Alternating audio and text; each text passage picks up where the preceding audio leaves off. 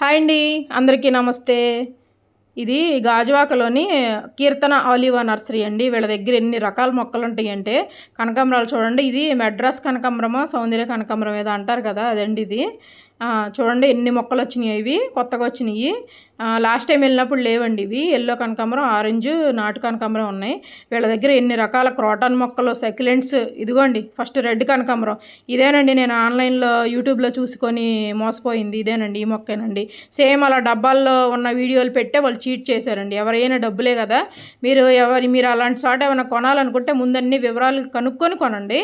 చూడండి, మల్లె సీజన్ వచ్చేసింది కదా, ఎన్ని మల్లె మొక్కలు ఉన్నాయంటే అసలు నర్సరీ అంతా.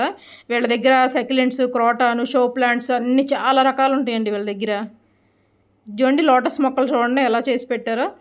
వీళ్ళు బోన్సాయి కూడా చేస్తున్నారండి. నేను వెళ్ళేసరికి ఎవరో బోన్సాయి మొక్క చేయించుకుంటున్నారు. బోన్సాయి కూడా చేస్తారనుకుంటా. చూడండి మల్లెల్లో ఎన్ని రకాలు వచ్చినాయో.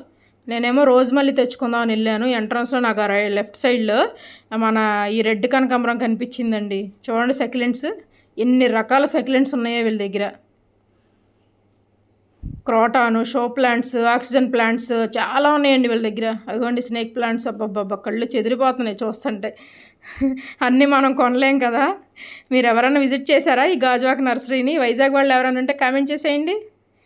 చూడండి అసలు ఎన్ని మొక్కలు ఉన్నాయో. ఓకేనండి, బాయ్ బాయ్.